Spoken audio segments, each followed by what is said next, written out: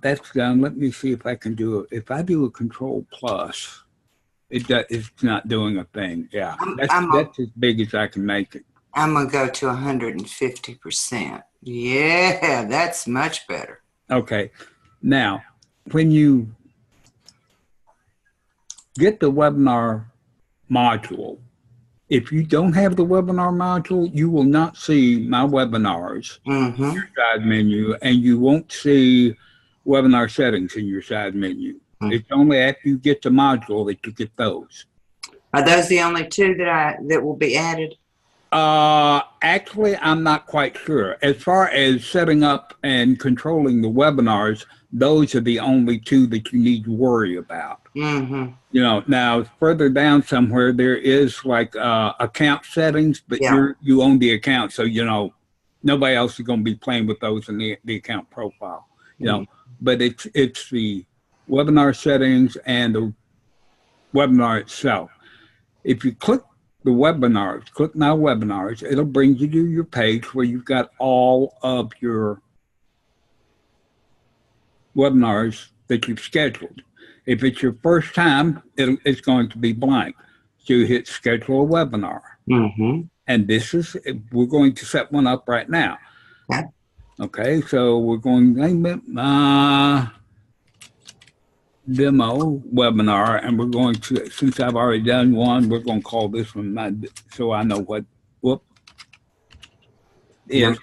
All right, the description only shows up if you require registration. It shows up on your registration page. It shows up on your confirmation email to whoever you're inviting. Those are the only two places the description shows up.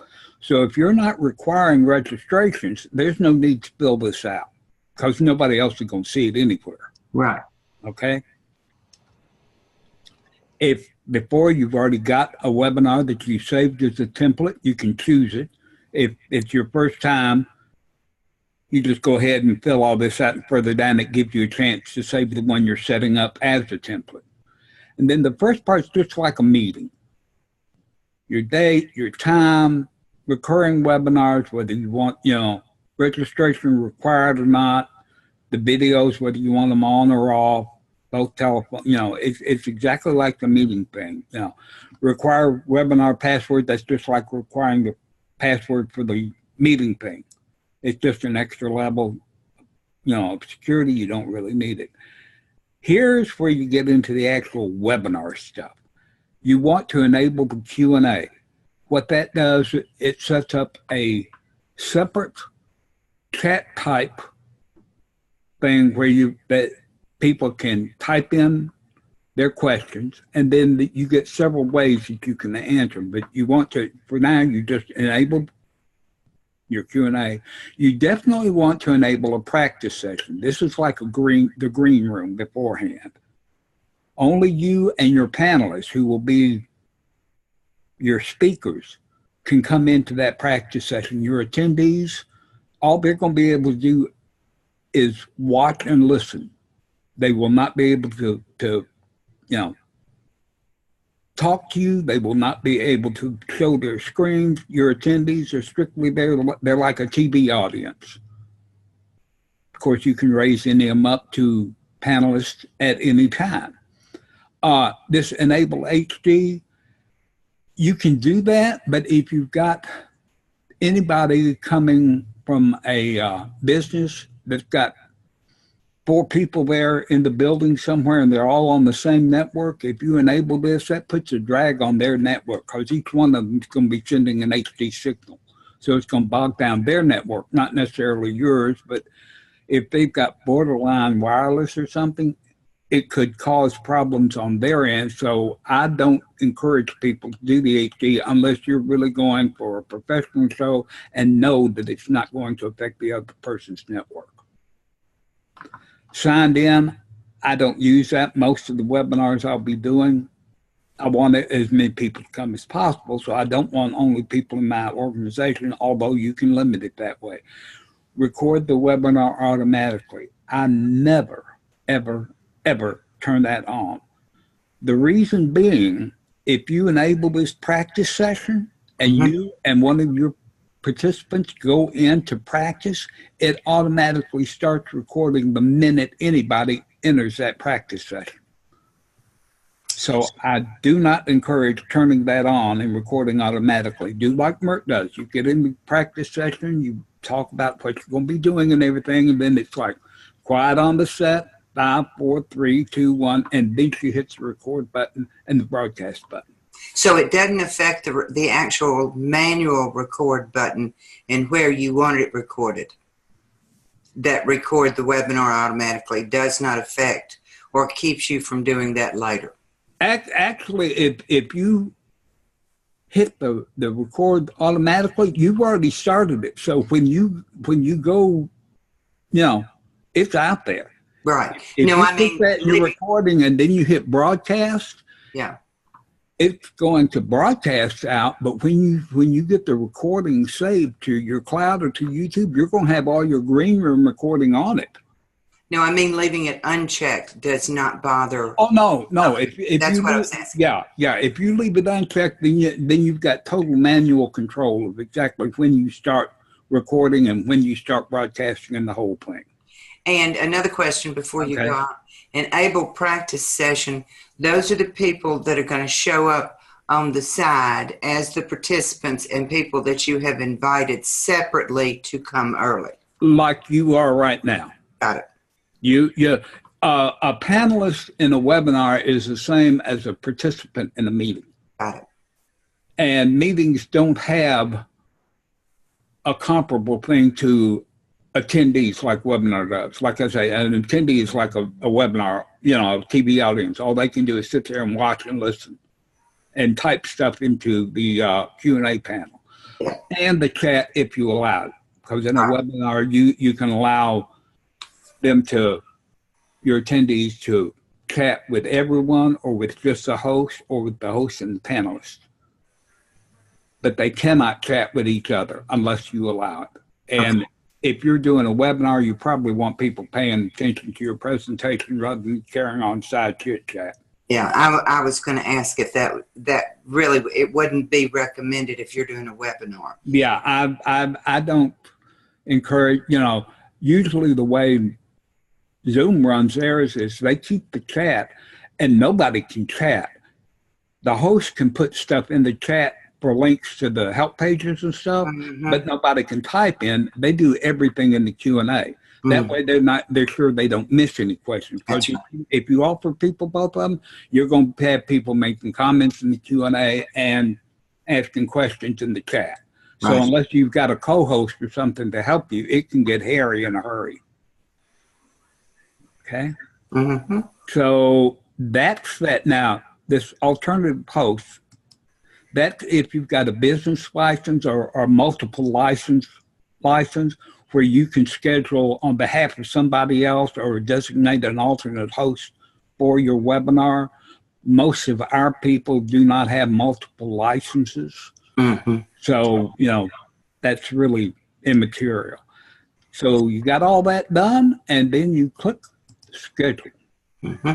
Once you schedule it, it opens up a whole new thing. You get all of these down here. And the very first thing it gives you is a chance to save this webinar as a template.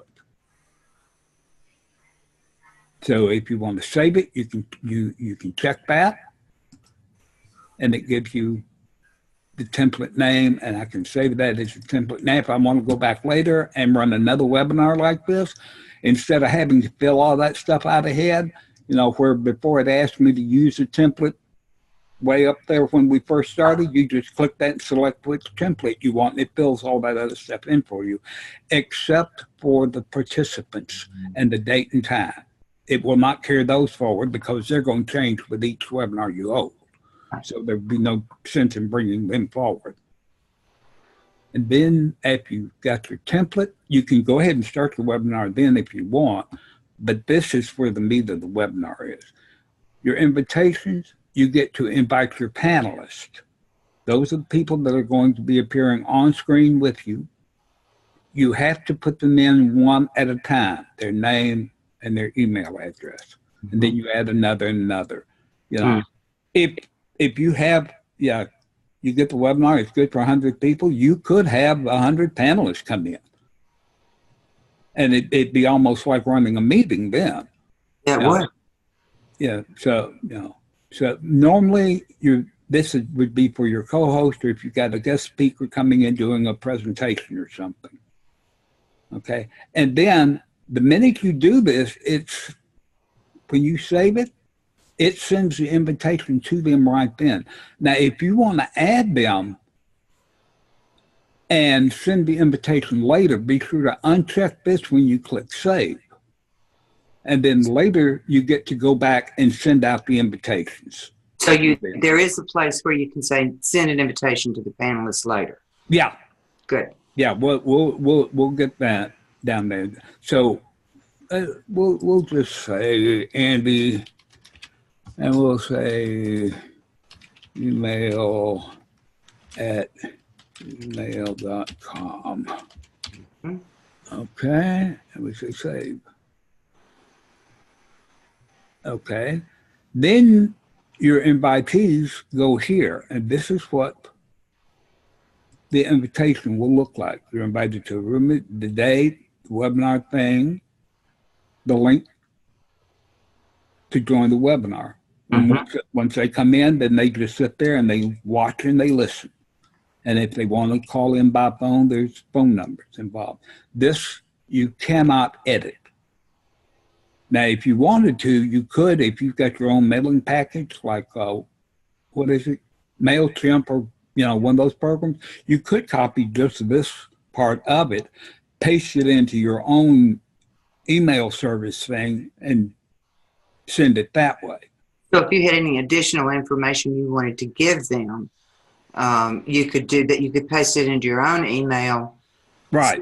Still have the invitation exactly as it should be. Right. Plus your additional information. Yeah, you just can't modify what Zoom is getting ready to send out. If you're sending it out through some other method, you can use whatever you want, basically. Yeah. And then after that, your approval. How do you, once you get these, how do you want your registration acted on? Do you want registration required? Do you want it approved automatically, or do you want manual approval? If you're doing something that you're charging for, you definitely want them, manual approval. You don't want to approve them until you see a receipt from PayPal or something that they've actually paid. That's right. Okay? That's for the registration. For the questions on the registration, you get a whole bunch of fields that you can make required or not. And then you can also add custom questions to the registration, like, where did you hear about this webinar and whatever, you can create your own, and that becomes part of the registration page. When they click to register for it, they have to fill out that whole thing before it be sent. And what type of questions? I see it's a drop-down menu. I know it's a short answer. You get a short text answer, a single answer, or multiple answers. A choice, like a multiple choice, yeah. Right, yeah. Like, what's your favorite color? Red, blue, yellow, green, purple, whatever, or a single, yes, no type question. Mm-hmm. But, And then you hit create, and it saves it for you? It saves you for it on that. It becomes part of your registration page. Right. For that, pardon me, for that webinar. Yeah. Right. Yeah. So they'll have to fill out the required questions before they can finish the registration process. Yeah. And since I like to know who's coming in ahead of time, unless I'm doing something just for, quote, the crowd, unquote, I like to have manually approved. See, so if I go back here and say we're going to have manual approval, okay, then you have to say there's a lot of other things, like send an email to the host so that he knows somebody's registered so he can go manually approve it. And then you can close registration after event date. I don't know what good that does. because you're able, and we'll get into it later, to make webinars on demand, which makes them, even though you've already recorded it, to even look at it, they have to register to view the recording, which I think is a brilliant feature, you know.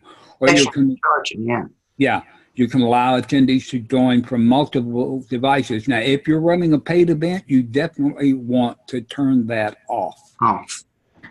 Because if you allow attendees from multiple devices, I register, I give that thing out.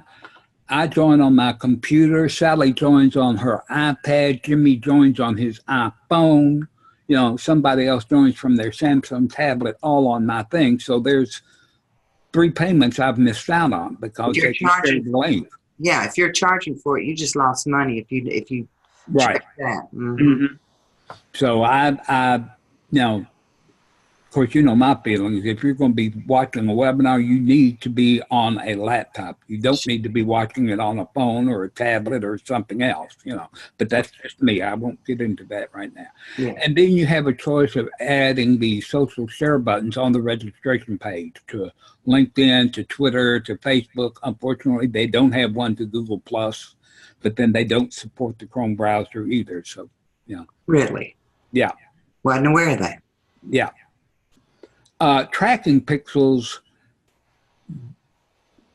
that allows you to keep track of how many users to your website or see your advertisements or something. There's a better way around that. I don't use tracking pixels at all.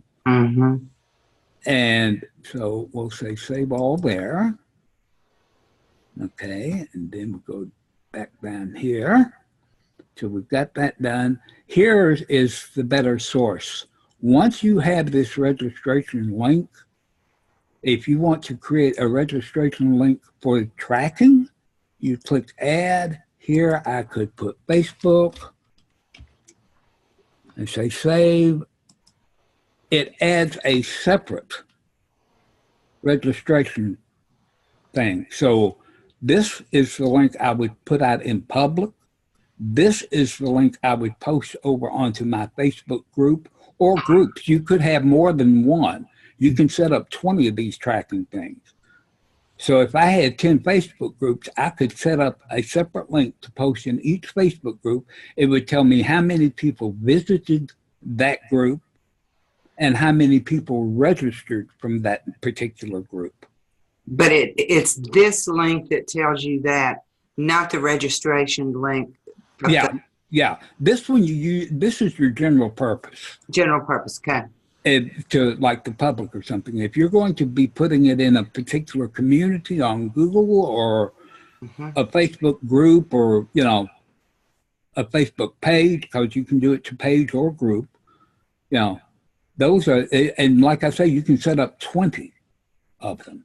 And you would just hit the blue add right up there across from create. Yeah. Yeah. That one. Create and LinkedIn, and it'll create one that you can put over on LinkedIn. See, it says name of the origin. Got it. I put LinkedIn, and then when I save it, it automatically adds the HTTPS but see how the numbers are changing? Individual, just for that individual thing. So in the reports, those links will tell you where they came from, what they looked at. Yeah, got it. You get a separate, yeah. You can export the whole thing as a CSV file. Once you, at the end, and it'll tell you how many registrations and how many visitors you had. You know, we turned on manual approval, send the close registration, allow attendees. We covered that, social buttons. And then as they visit those individual links, you'll see how many registrants you have total and how many you have approved. You won't get a breakdown of these individual links until after it's over. Right. And you go to the report section in your menu and export those. Okay? So that's just the invitations. Then you go to your email settings. You want to put the name of an email address of the person to contact if there are any problems. That may or may not be the host. Yep. Depending on what you want. Then you have an invitation to mail to the panelists. Okay? And we've already saved that. So we've already set that up, and that's okay. Got it. Mm-hmm. Confirm email to registrant, send after registration approval. Okay, this is the registration confirmation that is sent once you approve them. Mm-hmm. All right. Subject, you can edit this, but I think that's just the meeting topic and confirmation. That's all you need in the subject. Username, that'll be automatically input. This box you can edit. You can put anything in there you want. Okay. This part cannot be changed. Mm-hmm. And then you have a footer that you can put. You can edit stuff. So you can put your logo in there, identification, anything like that. Well, actually, that comes under the branding part. This is just the text of the confirmation. Okay. I'm getting ahead of you. Go ahead. Yeah. So we saved that, but you can do that. Then you have your no reminder email to attendees and panelists. This is an email that they send. You can set it up to send 1 hour before, 1 day before, or 1 week before, or all three, any combination thereof. Depending on how far out you plan your webinar and how big it's going to be, you may want to, 1 week before, and then you may want to use all three. It just depends. In fact, I think for this one, why don't we do this? And that's what, as you notice, there is no place to edit anything about this. That's just the reminder that they get, and of course they get links to edit to their calendar if they didn't do it when they got their first confirmation. Okay, so we'll save that. No follow-up email to attendees. You can send it or not, and you get a choice of sending it 1 to 7 days after the scheduled event. Yeah, I prefer 4, let's say. And again, here you have a thing that you can add it and put your own verbiage in, if you want to be a little more personalized than just that. A lot of people, and Zoom does it particularly too, is they will put the link to the recording if people weren't there and want to go back and watch it. You just copy and paste the link to the recording in here and send it out to them. Do you have the recording link before you record? No. Okay, I misunderstood you. Okay, well, you can set this to go to 4 days after. Got it. That's when it goes out, but you can modify it at any time before you send it out. So because you don't know until the webinar is over who attended and who didn't. You can't get that report until the webinar is over. You can't get that report. And of course, by that time it's been recorded and you've got the link to put in here. That's right. Because this is going out after the end date. Got it. Okay, so we'll save that. And then no follow-up to the absentees. And again, it is 1 to 7 days after. You can say, we're sorry we've missed you, please submit. And here again, you can put a link to the recording if you want to let them watch it. And if you do that, and you also make your recording webinar on demand, you're home free. Because that way you still get all their information, because they have to register to even watch the recording. But let's say it's a paid for registration. Okay. And for some reason they miss it, then following up with the link is a very, very good thing to do, because then they do get what they paid for. Yeah. And you can set all this up ahead of time. Excellent. Yep. That's exactly right. Now we come to the branding. You'll get your banner, which goes across the top, and you get your logo, which goes on the right-hand side. And so you can lay those out, and they're the dimensions. They suggest 640 by 200 or 12. This particular one is 1280 by 400. Mm-hmm. Yeah, it takes up some space, and this is 400 by 400. That's the same as the logo you use on your account itself. Mm-hmm. Yeah, and you can change it or whatever. And then here's the neat part. You can add your panelists. You can add speakers. You can give them their full name, their title, their organization, do a bio. The bio is 1,000 characters. Okay? Yeah. The problem is you can only add 3 of them. It's all you can do. But if you have a team of more, like I was going to bring on 7 different panelists, yeah. What I would do is I would make a logo here that would say panelists for and whatever the name of the thing was. Then full name, it would say list of panelists. List. Mm-hmm. For, and this would be the title of the event, you know, presented by user to user. Mm-hmm. And then for the biography, I would have a 1-line entry for their name, comma, their title, comma, and what organization they were with. Right. And if you did that, you could, and had 3 different sections to do this, you could cover, you know, what, 50, 60 panelists at a time. Yeah. You wouldn't have their pictures, but you could list them. So in those 3 sections, it would list every panelist's name. Can you not put a picture in the biography? No. Okay. Picture goes up here in the image requirements. The biography will only take characters. Only will take characters. Yeah, hang on. Let me. I'm getting a thing. You're getting a notification.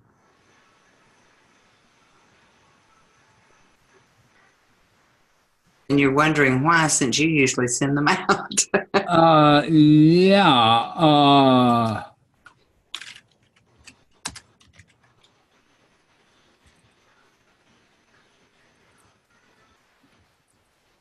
And people will show up and you're recording. You will not be answering.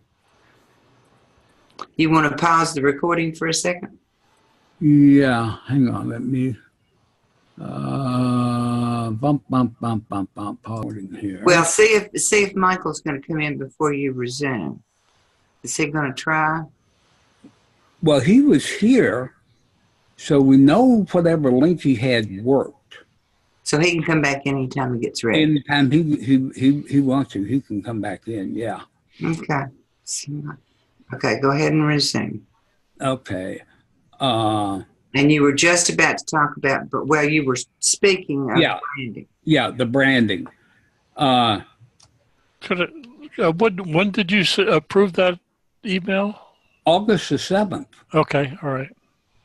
That's all right. I'm just checking my email. That's join us at open invitation. I didn't get an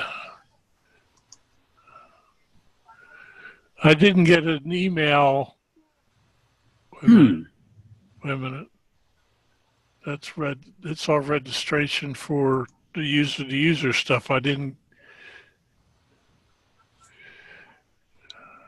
Go ahead, continue. I'm going to look around and see why I'm not seeing the registration for the Okay. the registration email, because if I got it, I would have put it on my calendar. Yeah. Well, as soon as this is over, I'll go through my email too, and I'll be able to tell you exactly when it was. Well, no, I wouldn't, because it'll be coming from Zoom. So I don't know if it's going to show up in my sent email or not. But you'll be able to see when you approved it. Well, we already know when you approved it. It's 8:50 your time on August 7th. Yeah. Well, actually, that's the time Russ registered. And so I know that day, every time I got one, I was going right over and approving it right then. Mm-hmm. So, but yeah, your logo and stuff, we covered that. Okay, don't forget to undo the pause recording.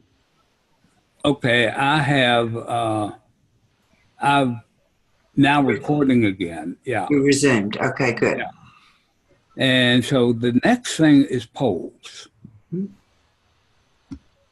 You can set them up ahead of time. You can set them up during your webinar, whenever you want. And you can set up 25 of them.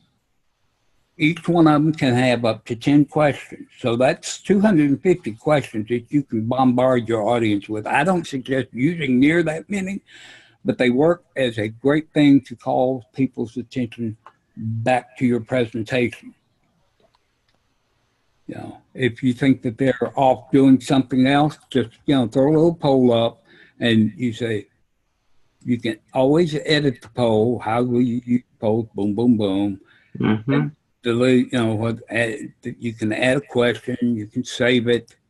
Then when you actually go over and you're in the meeting, there is a way you can actually launch those polls at any time.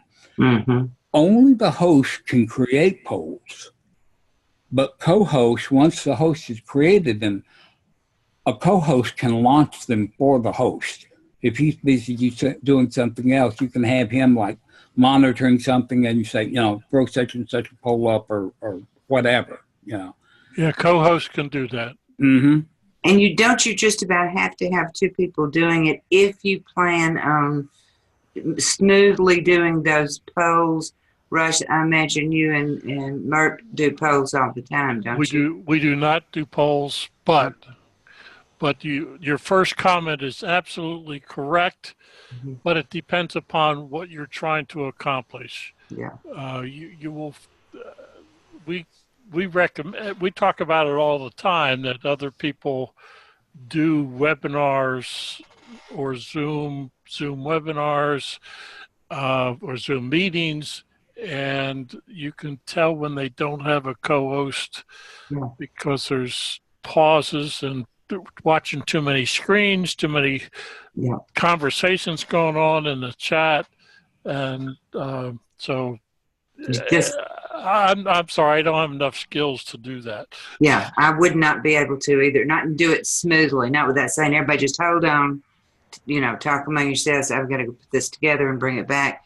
And that would lose all the ambiance to me of using a poll. Well, I use the word professional. If you don't care about being professional at what you're doing, if you're playing around, that's one thing. But if you're doing something where you're trying to build an audience, somebody behind it, you want it to be as smooth as possible. And we always think of Ed McMahon. You know, you need to have an Ed McMahon, somebody helping to bounce things off of, have a conversation with. Particularly depending on what type of webinar you're doing. Like Russ and Mert, they probably do more screen sharing than Zoom does in their demonstrations. I mean, they're just constantly screen sharing and everything.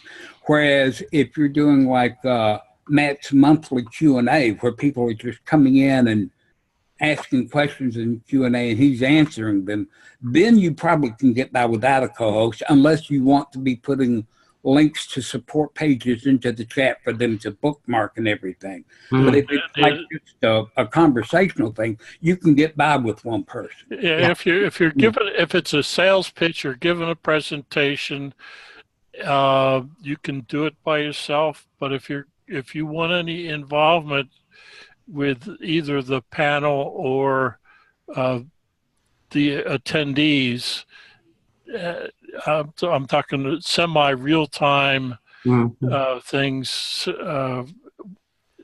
you need to have a second person. Yeah, I would think so. Someone that, and it's not just random somebody else that you pull off the street, or have somebody say, will you be my co-host as you're getting ready to start recording? That ain't going to work. No. You got to work together a couple of times to understand what we're looking for. Like I use Manycam, and I have a way to bring in, like Andrew's logo is right now. I put it on the other side, but I bring up the chat that tells Mert that there's a chat that we may or may not want to bring into the conversation. As soon as she says, let's bring that in, then I just use ManyCam and go over to the full live chat. So what I have on my screen is the full chat. So my clue is a quarter window, half window with a chat that's there, and she may or may not want to bring it in. So it depends on what the purpose of what your meeting or webinar is trying to accomplish. Right. Yeah. Yeah. Now, the very last thing is the live streaming. In meeting, as you know, you can only live stream to Workplace on Facebook or to a custom streaming service. With webinars, they make it so easy. Now this, since we're in a meeting, those are the choices I have. I have not set up a Workplace on Facebook.